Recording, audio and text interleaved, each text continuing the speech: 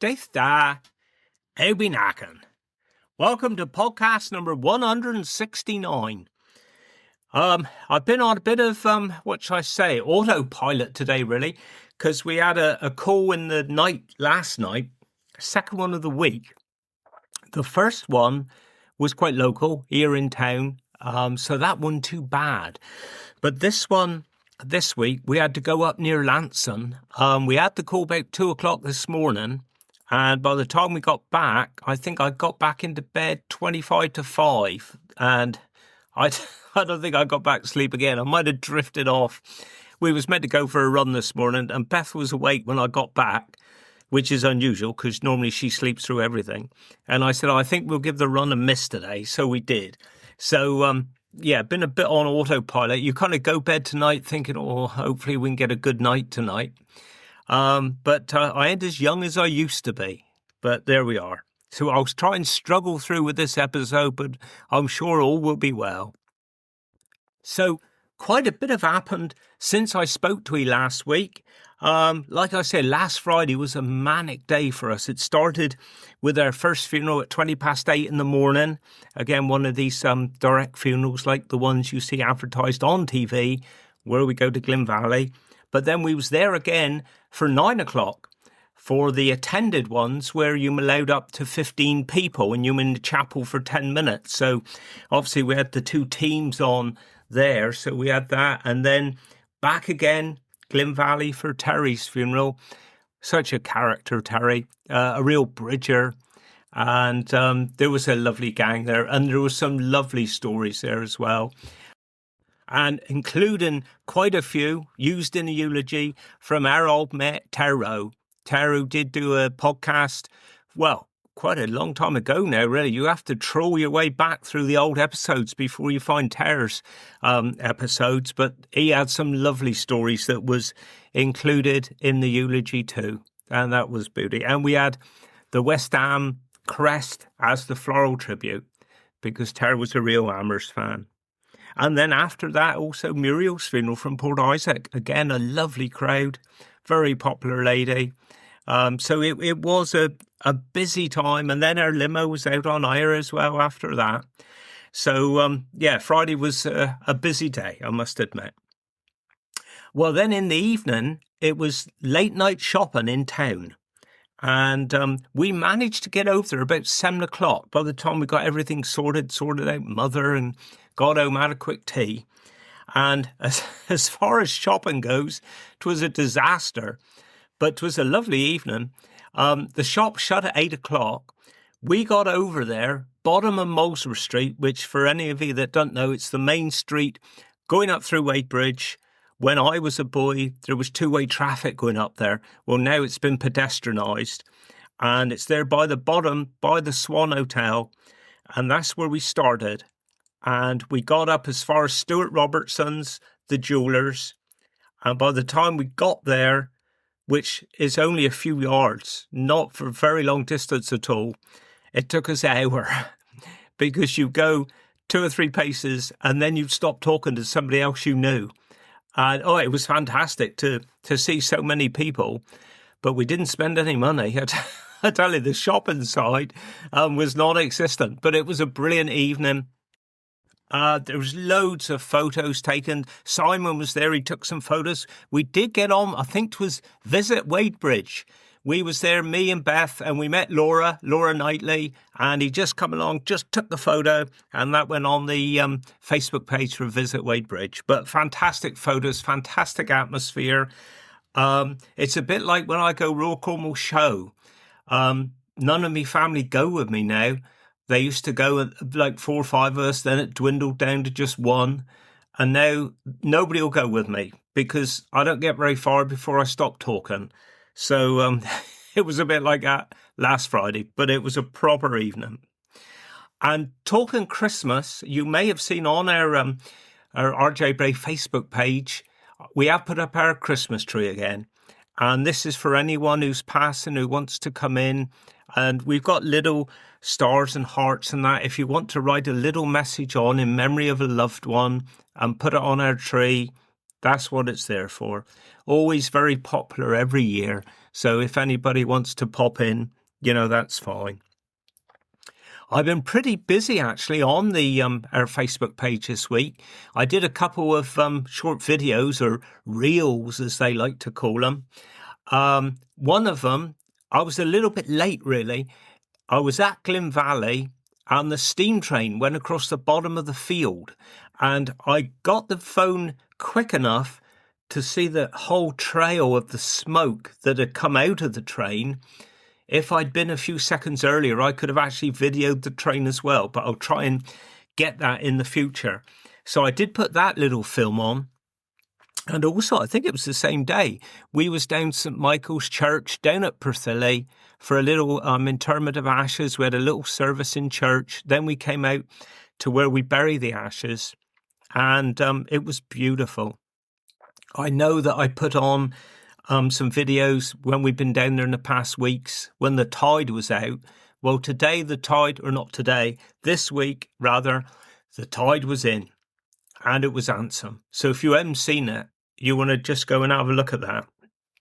And if you're ever passing, I think it's a lovely place to just pop in just for 5 minutes and have a geek around. Also on Facebook this week, I think it was the Weybridge Memories page, and I must speak to Margaret about this. Now, this is Margaret Thompson, and she has got the most fantastic amount of photos of Old Weybridge, and her mother had them before her as well. And she knows everything about them, the finest detail.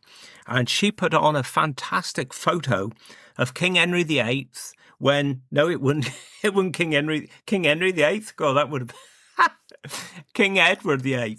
I'll say that would have been a good photo, that would. King Edward VIII, as he was going through Weybridge in front of our place, which is brilliant. But this was back in 1927 when he was still the Prince of Wales. And it's a beauty picture. I must see if Margaret would mind if I shared it onto our work Facebook page, because it is a proper photo. It really is. And say he's going past our chapel. Well, our chapel have had a major change this week, which some of anybody local, you might have noticed. Scaffolding went up end of last week. Now, there was one of our members of staff, I ain't going to say which one because I don't want to embarrass her, but Claire was upstairs in the loo and she heard this noise. Well, of course, the next thing she knew, there's scaffolders going past the window, and she pretty got out of sight. But I don't think they gecked in anyway. I don't think they even realised the toilet was there, and it's obscured glass, so it's everything was fine. But I must admit, give her a shock. But I don't think they actually knew she was in there. But anyway, the scaffolding is there because we're going green and heading towards carbon neutral is what I'd like to think.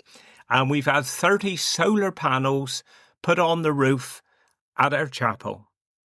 Now, the workmen, I did ask them today, have he got any photos, which they have, and then going to send them to me, because I don't know if you know our chapel, but that roof is some steep. So when we get them, I'll put them on our Facebook page, hopefully next week.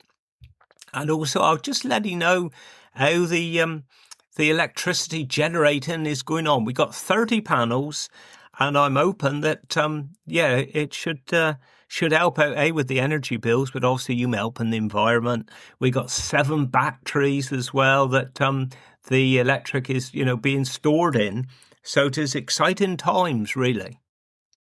I think the only other thing I've put on our Facebook page, which I put on just now, was a lovely floral tribute we had today for Bill. Now, Bill was a lobster fisherman, so what else could he have for a floral tribute but a blimmin' great lobster? And he looked fitty. He really did look lovely. I did put a photo on our Facebook page if you want to have a look at that. And, I mean, amongst the other funerals we've had this week, obviously, has been Lisa, which was a lovely turnout for that. So sad. Like I've said before, when somebody passes away younger than yourself, it does make you think. And I'm sure she would have, excuse me, I'm sure she would have loved the send-off she had. Right. So I think now we'll go over to our first part of the interview I did with Margaret Bosley. Lovely interview. I could have stayed there all day. In fact, I was under a bit of pressure because we my car down at the minute. I think I might have told you one of the engines blew up on Beth's little runaround. So we are car down, and one of our Neil was actually on hire driving for somebody else, and he had to be somewhere within a couple of hours. So I thought, I've already arranged to go and see Margaret. I'll get up there. So I said to her, look, Margaret, we got an hour, which was fine. I think we got everything in we needed to get in. But like I say, I could have stayed there for so long because her and Ron, they're a lovely couple. Absolutely lovely. You could be there all day. You really could. Just talking about anything. So a little bit of background, because for those of you that ain't round here, I thought I'd better explain. So Margaret lives at Llanteiglas, but there are two Llanteiglas in Cornwall. There's Llanteiglas by Foy and Llanteiglas by Camelford, and it's the latter one by Camelford. That's where Margaret lives now. But there's also another confusion. Just about half a mile up the road from where she lives, it's the little, I suppose you could say hamlet, really, Tinner village, little hamlet of Helston. But of course, there's another Helston down west where they have the furry dance. Well, that Helston down there, I haven't got an E on the end, but this one I have. So when you listen to her talking about Llanteiglas and Helston, 'tis the ones up here in North Cornwall she's on about. And just a funny story, when I left them, I jumped in my car. I was just pulling off, and down come a car. It's a narrow lane anyway outside their house. So he slowed up. He saw me, and you could see there was concern on his face. So he wound down his window. I ain't going to say who it is because I don't want to embarrass him. But he wound down his window. I wound down mine. And he said, is everything all right in there? And obviously what he was meaning is, was I there on a professional capacity? Had something gone wrong? And I said, everything's fine. I said, they both fit in well, and I've been up doing my podcast. But if you want any rumours starting, just invite me up for a cup of tea. I'll tell you, that'll get them talking. So there we are. Right, over to Margaret now. I know you'll love this. I really did, because she went back just talking about old names and places that I'd perhaps forgot about, and she jogged some more memories with me. So I know you'll love this, and then I'll speak to you directly with me Cornish word and me Cornish dialect of the week. So here it is. Get on, Margaret. Every knacking. I'm fine, David. And you? Proper. Yeah, very good, thank you. Very good. So shall I start at the beginning? Right. Going back your family and that, where you was born, and in fact, where you was from, because I always think of you as Wadebridge, but you went really, right? No. So where did it all start? I started here, where I lived. It was my grandparents' house. Yeah, and we better just say where we are, and us. We're at Llanteiglas. Yeah. Near Camelford. Proper job, lovely.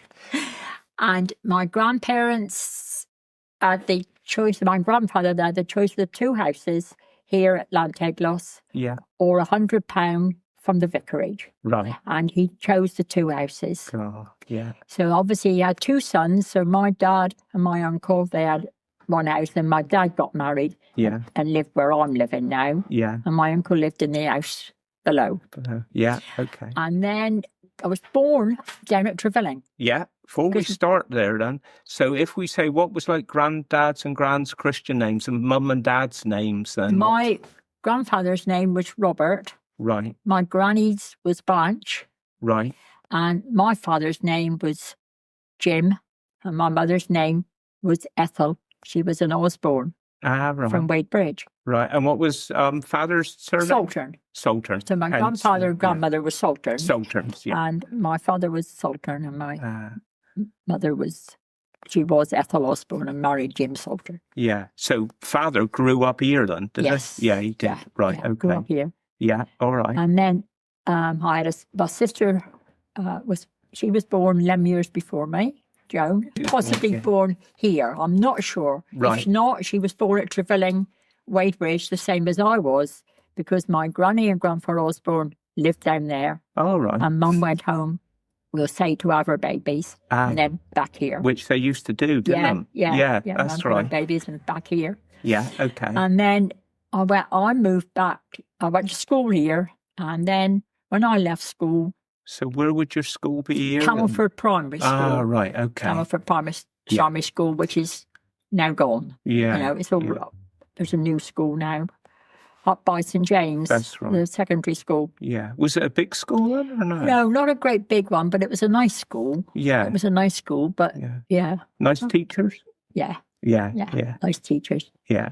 Miss Hannah, Mrs. Pern, Mr. O'Brien, Mr. Richards was the headmaster. Right. And he lived just below the school. And there was some nice teachers there. Yeah. How about schoolmates then? There was a family that lived here over in the what was the vicarage, and MacArthur they was called, and Burno, and I mean obviously they went to school here. As far as I know, I'm not quite sure about that. Then I was very good friends with two girls called Joan and Pauline Bernard, who lived in Camelford. Yeah, and they moved up to Plymouth, so I didn't see them so often. But I have kept in touch, all the time. Yeah, brilliant. I was with them when they met their husbands, and get away. I went out for the weekend, and we went up onto the O, and these sailors came along and sat in on the seat that we were sitting on, and just chatted. And the next thing I knew, they were both going out with them, and the next thing I knew, they were getting married. Get away. Yeah, it was great. Yeah. And Felicity Kinner was another friend. And there's loads of them, really. Yeah. I'm forgetting, really. It's so long ago. Wow, yeah. And then when I left school at 15, I moved down to Weybridge. Right. I applied for a job in the co-op. Right. And I was lucky, I got the job. And I moved down with my gran and my mum's sister. She was Down syndrome. She was called Dorothy. Oh, right. And my grandfather had died, and my gran was on her own, so I moved down with her. And that was in Trevelyan? In Trevelyan, in the cottage. The Trevelyan house is at the back. Yeah. And then Granny and Grandpa was in the cottage along the road. Yeah, I know. The front there. Yeah. And when my Granny and Grandpa were going back, my grandfather was a wheelwright for Hawke's. Right. And my gran used to look after the Trevelyan house. Yeah. At the beginning was owned by Abbey Road Building Society. Was that right? Yeah. And my gran used to look after all the different ones that came down. Yeah. But one of them, Mr. Newbold, he continued coming, seeing my gran always. In fact, we went to London to his funeral. Oh, he became a friend. Yeah, exactly. Yeah. God, so then, everything went wrong, and Barry Gill bought it. Yeah.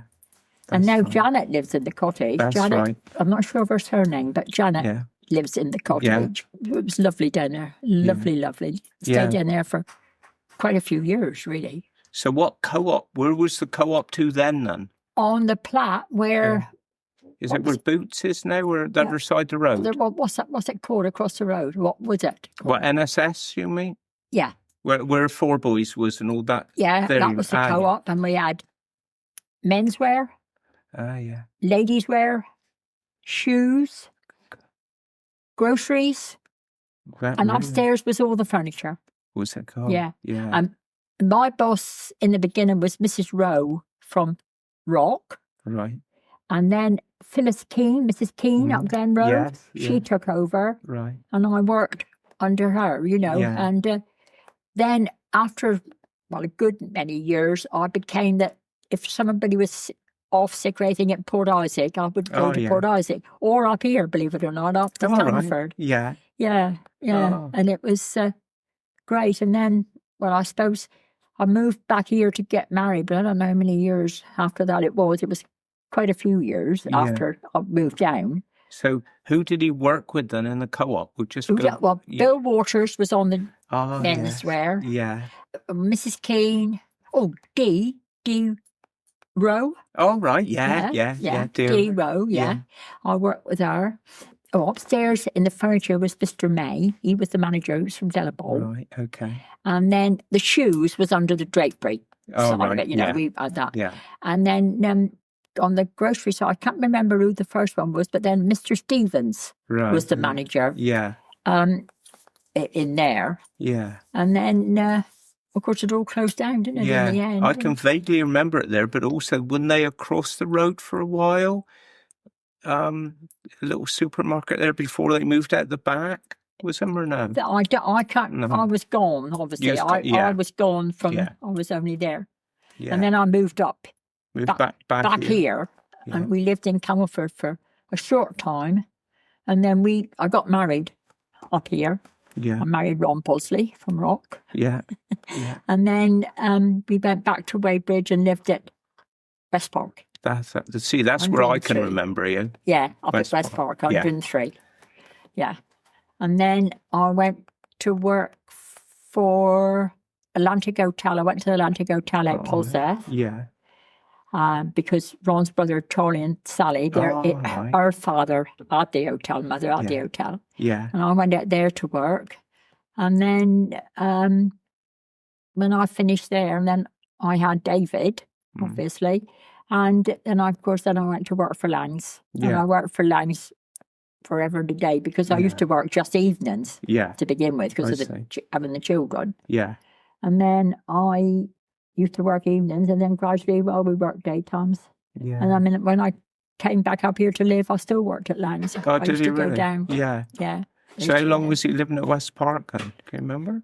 Well, how long was we living at West Park, Ron?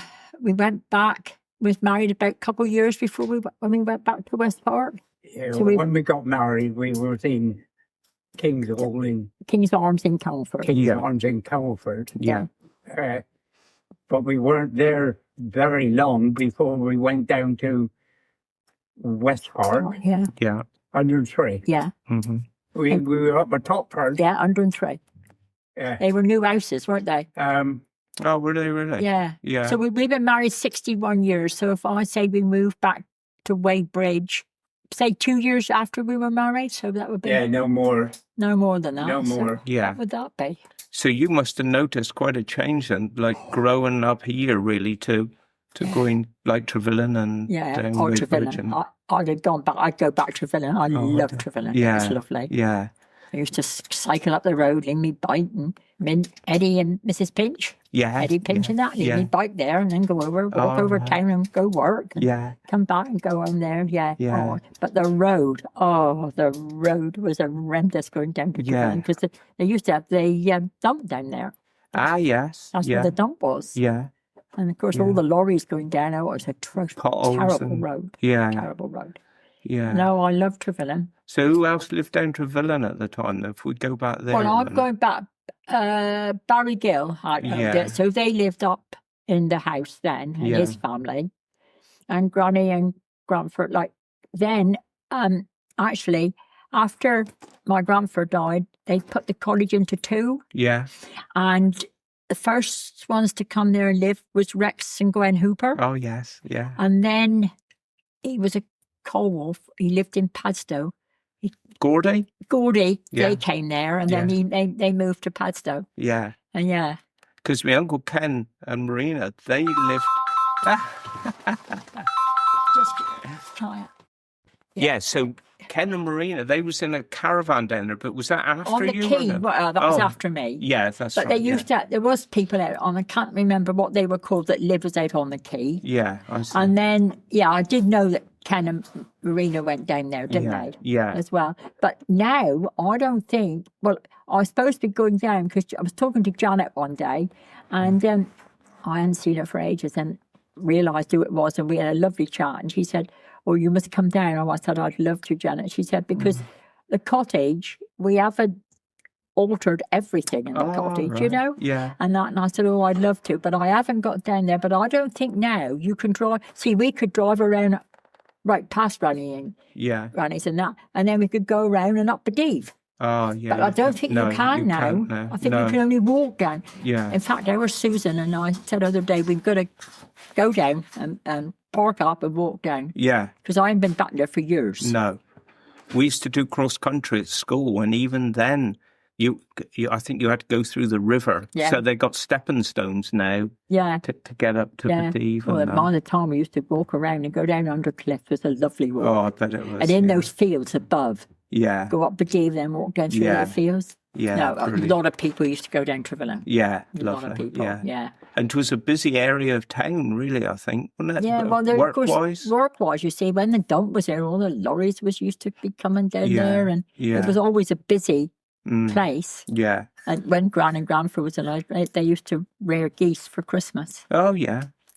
And they'd be out on the quay, and, they were beautiful geese because they was reared. Yeah. Exactly. On the river, really. Yeah. Yeah. So it was like Hawkins coal yard and that? Was that down there then? It was, Well, that was up the top. That's right. Bradford's on the way Quay, down. That's right. Yeah, Bradford's Quay, yeah. And MGC, I suppose, with that? Yeah, they were all there. Yeah. That's right. All those were there. Yeah. And then in the colleges was Mr. and Mrs. Pinch, then Mr. and Mrs. Rowe. Right. Oh, Sailor Rowe. Sailor Rowe, yeah. Yeah. Obviously, I went there to live. With Jenny and Jeff Jago. Yes. That was my own, because my gran was coming up here for a little bit of an holiday. Oh, right. And died on the way up in the car. Oh, no. So, of course, then Dots had to come up here. My mum's sister was Down syndrome. Yeah. And she was home always. Yeah. And so Dots came up here to live with Mum and Dad, and I had to find somewhere to go. Yeah. And I did go over town. I think it was going up the road to Trevanion Road. Trevanion Road. Yeah. I went there with Margaret Armstrong. Yes. And I went and stayed with her for a short time. Yeah. She had a flat. Yeah. And then I was friends with Jenny and they, because obviously I was passing them when the kids were little, and you know. And Jeff said, right then, get a bed settee. She's coming here to live. Oh, get away. So I went down and lived with them. Yeah. Lived with them until I came back here to get married. Yeah. Yeah, those good as gold they was, weren't they? Wonderful. Yeah. Wonderful. Absolutely wonderful. They were so good to me. You know. And well, Jenny, you see, originally came. Her brother and that lived up here. Oh, right. Cooks, you see. Cooks. Yes, yeah. And that, but oh no, they were great. We had great times there at Jenny and Jeff. Yeah, I can imagine. Yeah. I know when I was having David, and it was an Easter Monday, and Ron was gone football, and I went down Jenny's. My God, because baby was due the next day, she walked me up and down to Trevelyan and we had, then in the evening when Ron picked me up, she said, right, Ron, take her somewhere and have fish and chips because this baby will be coming tomorrow. And I did. I had him on the 12th of April. So, yeah. Oh, brilliant. Yeah. Oh, yeah, lovely. Yeah. Weybridge have been really my own. Yeah. You know. Yeah. Well, I came back here 38 years ago now. Yeah. It flies by, doesn't it? Yeah. No, well, West Park, see, the Northcotes was one side of me. Oh, yeah. And the other side was Mr. and Mrs. Cooch, B.T. Cooch. Yes. And then Val and Chippy Chapman. Yeah. And there was another people there, I forget what they were called. And Sally and Austin Varco lived 2 doors down. Tom. Yeah, they lived 2 doors down. She made the best biscuits in this world. Did she really? Yeah. Yeah. Then we moved down to number 6. Yeah. Oh, on the front then. Yeah, on the front where we stayed there.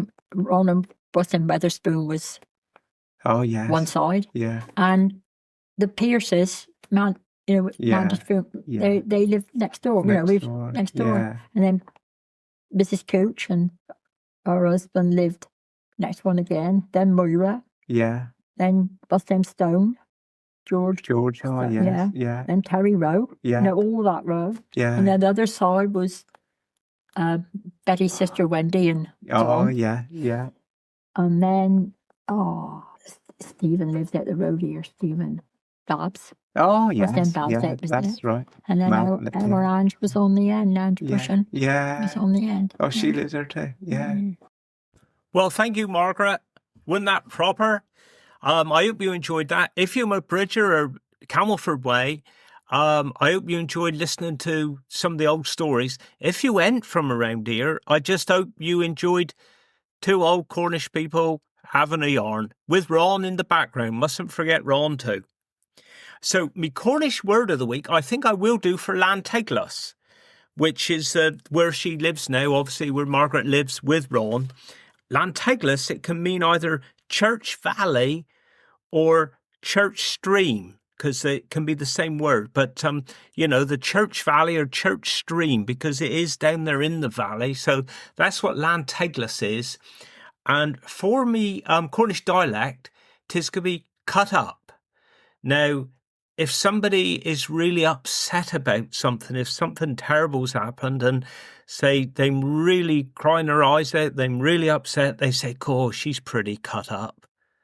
So that's what it is. You're pretty cut up. So that's what I'm going for this week. Right, well, that's enough for me. I've stayed awake. I hope you have. I hope you have. But I hope you've enjoyed it anyway. And we'll have part 2 of Margaret next week. But until then, have a good week, won't he? Wish you well. Do Guinness. Cernobus Vican.